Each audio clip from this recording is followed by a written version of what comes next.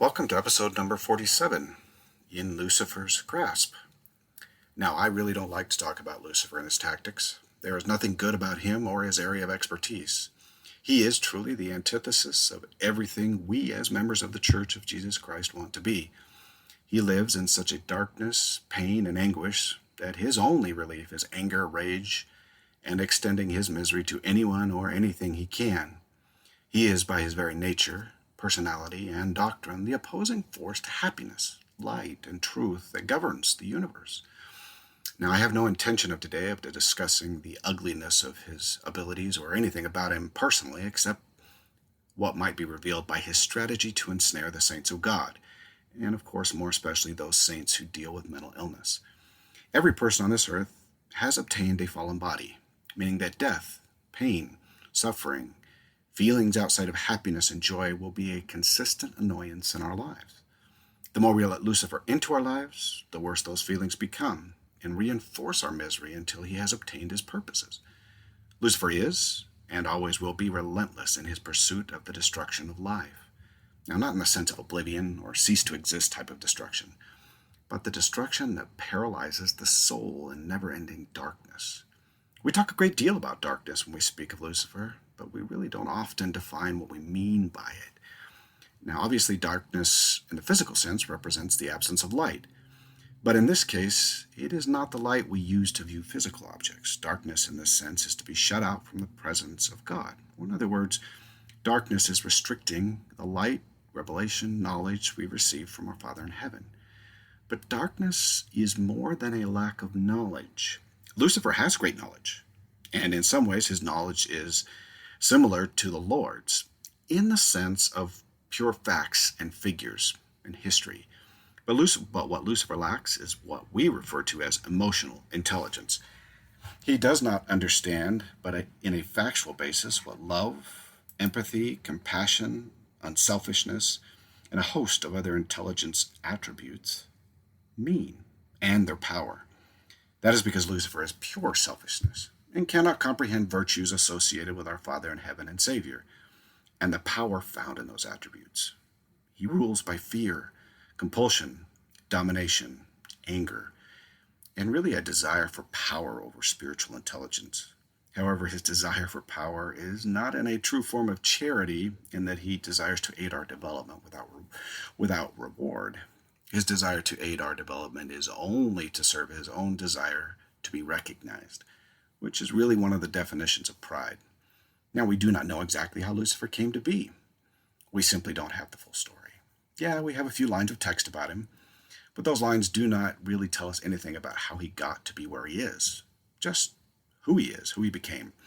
So I'm going to avoid my own prejudice about how this might have occurred and talk about what it means to us as members of the Lord's true church, and more especially members who deal with mental illness. I've discussed throughout the podcasts about how intertwined the mortal body and spirit are when it comes to emotional intelligence.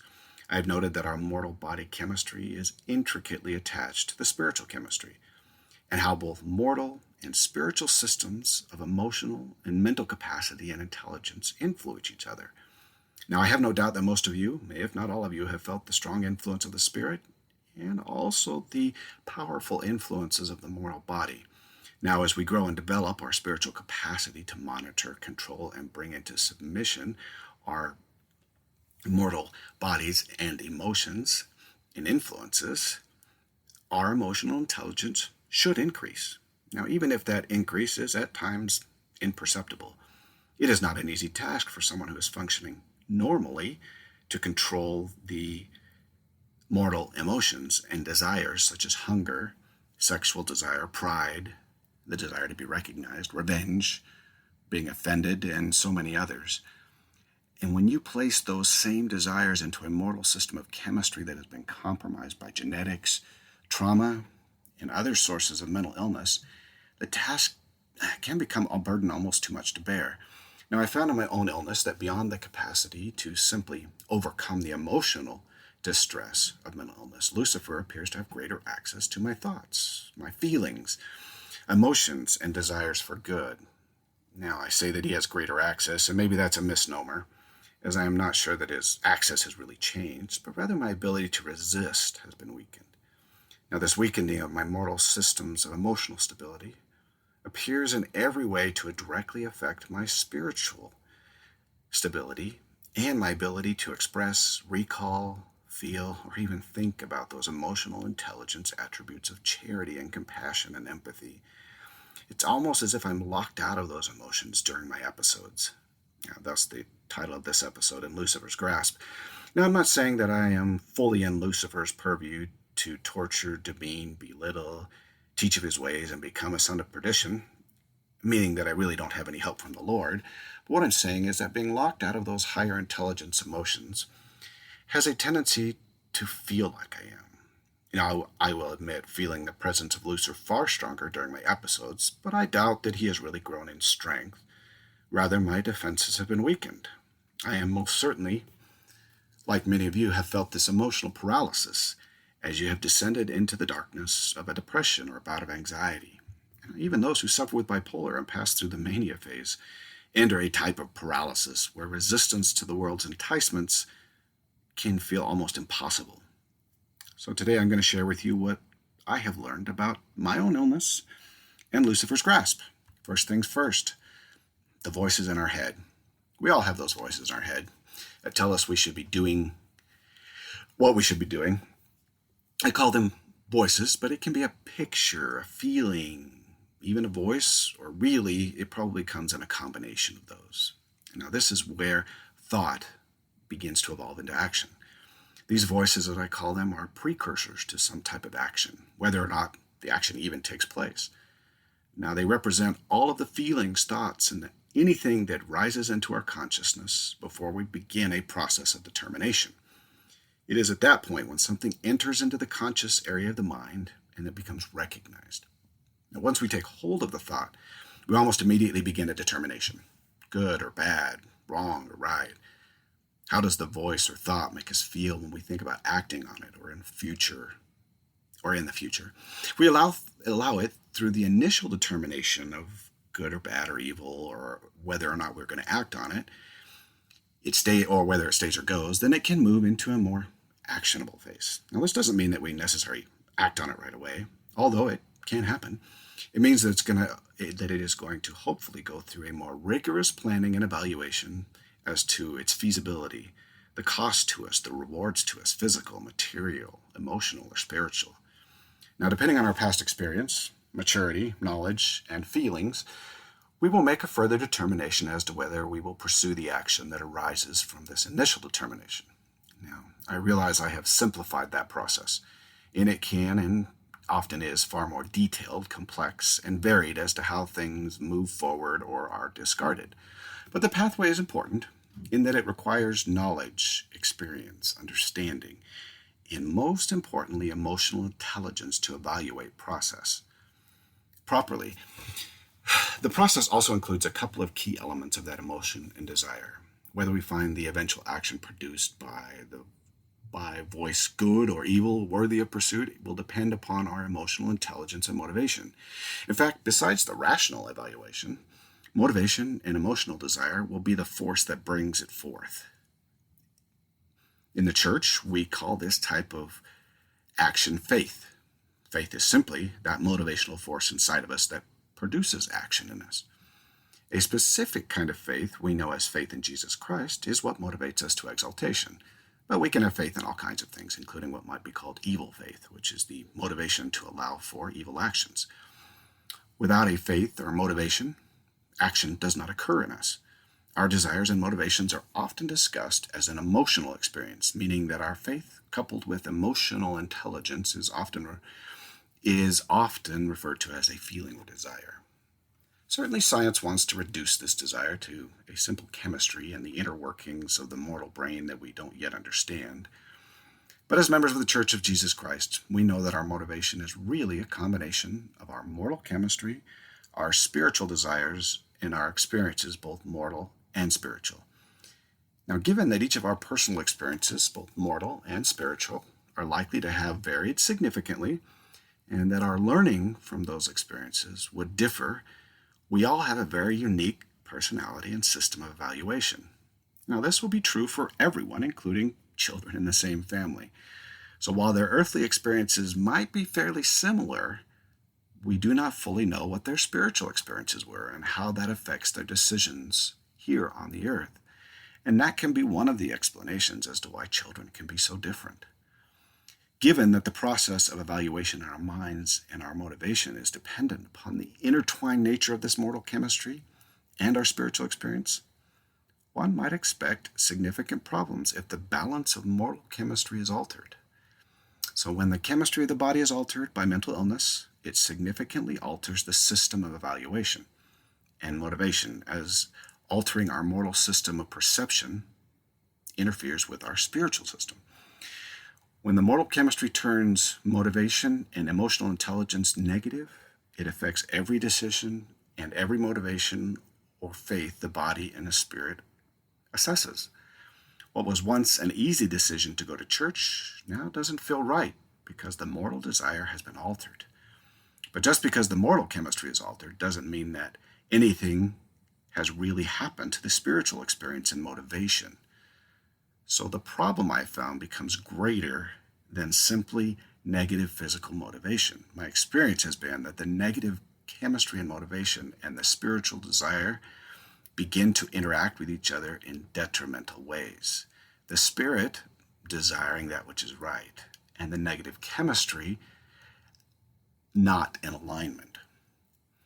And this can cause and often causes all kinds of distress and guilt. It is truly a condition where the spirit is willing, but the flesh is weak. So my first helpful, let's call it a hint today, is to understand what is happening in the mind and body when someone experiences depression or anxiety. Not only is it a physical problem where the desire turns negative and it is lacking, but it's a spiritual problem where the spiritual side begins to seriously disagree with the mortal side of the body. It is the disagreement I have found between the powerful altered mortal state and the emotional intelligence of the spiritual state that is one of the major causes of such difficult and powerful darkness and unhappiness during mental illness episodes. Now, this is a simplified conversation that often plays out in my mind. Now, I've added voices and somewhat of a narrator to it, but often this is more about feelings than actual voices. Here we go. Something doesn't feel right today. Is there something wrong? Did something bad happen? And I really can't think of anything. Now, did you forget to do something? Now, my mind will wander through everything I was supposed to get done. Not sure. Maybe I forgot to lock the door or kiss my wife when I left. No, that isn't it. Then what's wrong? Back to more pondering and thinking. Did I read scriptures today? Forget to pray? Didn't pray sufficiently? That must be it. Maybe I didn't really spend the time I needed to in prayer this morning. More thinking. No, that isn't it. Did you do something wrong? You would have had to sin to feel this way. That makes sense, but I really can't think of anything. Now, are you sure you repented correctly of that thing you did like 3 years ago? I'm fairly sure I did. Then why do you feel like this? You must have done something wrong. I really still can't pin anything down. Now, I think you should try harder to think about what you might have done. Now, certainly more pondering occurs about all my past issues now. Now, that one time might be the problem. More pondering, but really no answer as to what the problem really might be. Now, you must have done something wrong to feel this. Now, I agree, but nothing makes sense. Maybe you need to be more faithful, read scriptures more, go out with a missionary more, listen to general conferences more. Now, I suppose that might be the case, but I don't really feel like it. I feel terrible. I'm also starting to feel sick. Maybe that's it. Maybe you are sick. Maybe you should lay down when you get home. From there, for me, sleep cycles begin. And while my example might be short, not exactly what every person feels who suffers. For the most part, we go through somewhat similar experiences. We feel alone, lost, unable to reconcile our change in motivation and faith, and the whole matter just causes more pain and stress. We sleep to avoid thinking about it. And when I couldn't sleep, then it was media consumption or anything to get my mind away from it.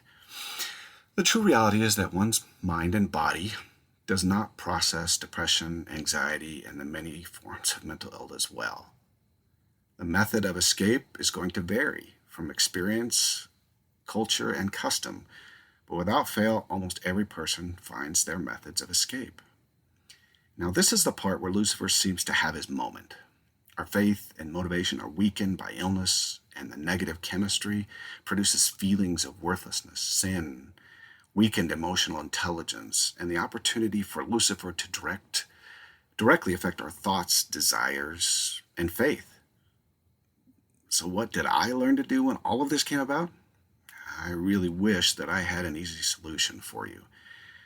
Do this and everything goes back to normal and Lucifer doesn't have access. And the answer is all of the things that really I've discussed throughout the podcast. The first thing is to recognize the illness for what it is and the effects it has on your emotions, desire, and actions. Meaning that at the first intimation of an episode, you are going to have to see the feelings and desires as the illness. Next, you're going to have to fight mentally to associate the negative feelings with the illness and not with you personally or your spirituality.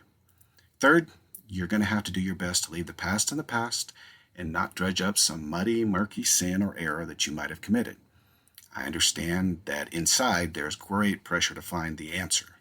That way, to find the answer, but even if you find something, it isn't going to solve the problem.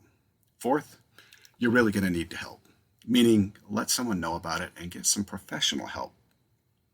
Fifth, you're going to need to stick with that help, that treatment plan, even when things start to feel better. Now, sixth, understand that the treatment plan is not likely to solve all of your issues and return you to normal, meaning you're going to have episodes. Hopefully not as bad as you are likely to still feel some of the effects of the illness, even through the medication and treatment. You will need to adjust the management of the illness and find happiness in what you have. This doesn't mean that you just throw in the towel and say, well, it's never going to get any better than this. We should keep fighting, but there is a difference between continuing to fight to get better and setting your expectations so high that you're never going to get there, and then experiencing that disappointment and depression all over again. Seventh, do what you can to stay close to the Lord, even when you don't feel as though He is close to you. Now, this means reading the scriptures, praying regularly, even if you don't feel the words. Going to church, even going to the temple regularly. 8, understand the trial and what the Lord is trying to teach and expects.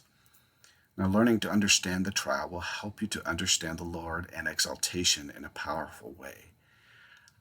I can't fully explain to you that powerful way, but it is unique to the illness.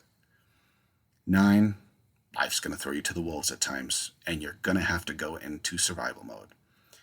Do not think that you have failed if this happens. And 10, just do your best and leave the rest to the Lord. He's far more merciful than you realize. Well, that's it for today. Keep up the fight, and the Lord will do His part.